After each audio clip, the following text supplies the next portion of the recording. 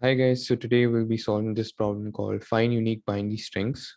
So let's read it. Given an array of string nums containing n unique binary strings, each of length n, return a binary string of length n that doesn't appear in nums. If there are multiple answers, you may return any of them. Okay, so we've been given basically a array of binary strings.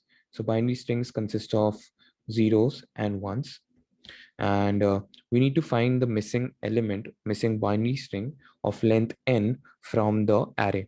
So here we have a binary string of length 2. So the possible combinations of length 2 are 0 0 0 1 1 0 and 1 1. So there are four combinations possible. So we need to identify which one is missing from the array. So we see that 0 1 is there, 1 0 is there. So we can either return 0 0 or either return 1 1. Any of them is valid. Similarly, in this one, we have length equal to 3. So the possible combinations are 0 0 0 0 1 0 1 0 0 and 0 0 1 1 1 1 0 and 1 0 1 and then 1 1 1. Then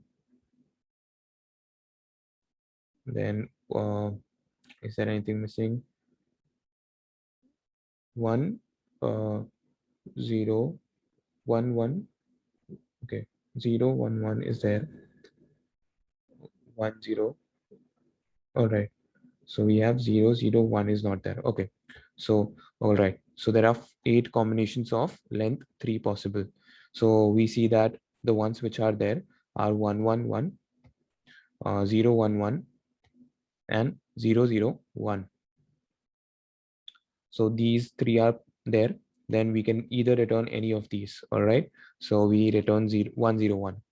So this is a problem where we can find all the combinations of the length 3 or length n of binary string, and we can check in the set where we'll be putting the nums, and we can check if it exists in the array.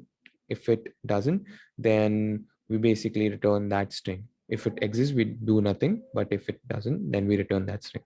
So this is a DFS approach where we'll be finding all the the strings, binary strings, and we can return the one which is not there in the array.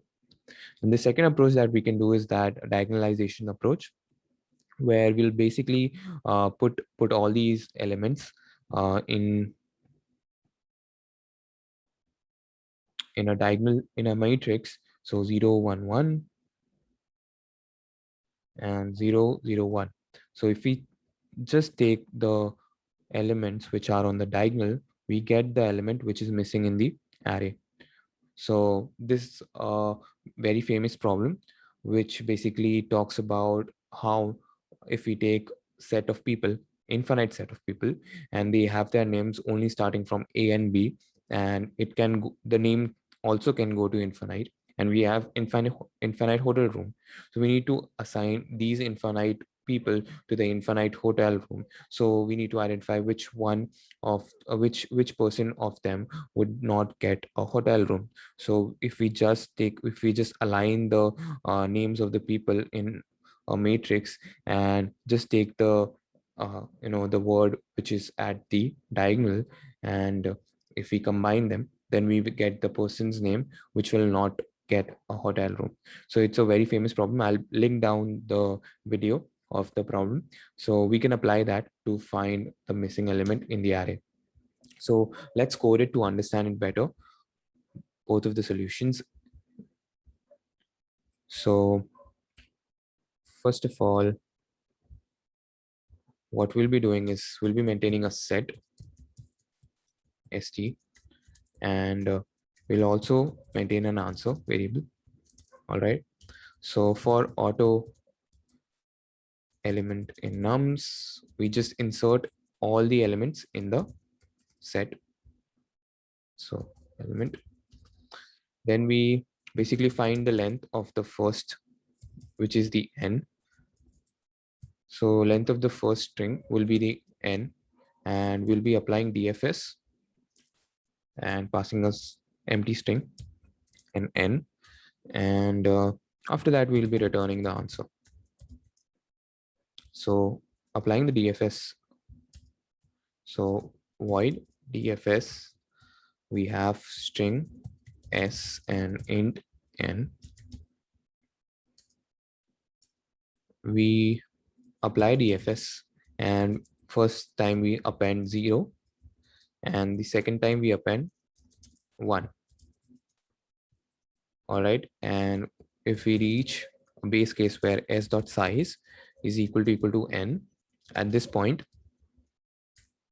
what do we do is that we first of all check if st.find s.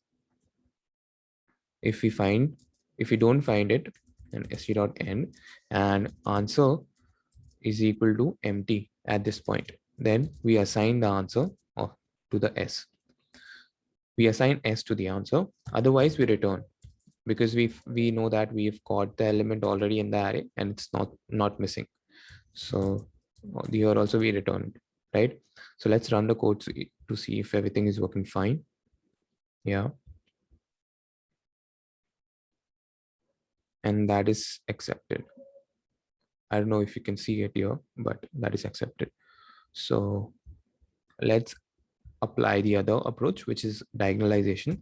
So in this, we maintain a string, which will be the answer. And for int I is equal to 0, I is less than n, I plus plus.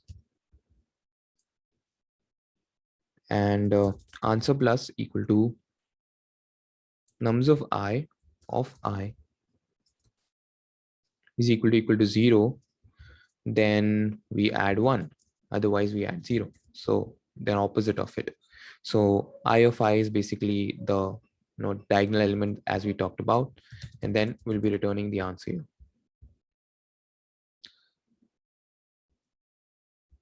Nums.size.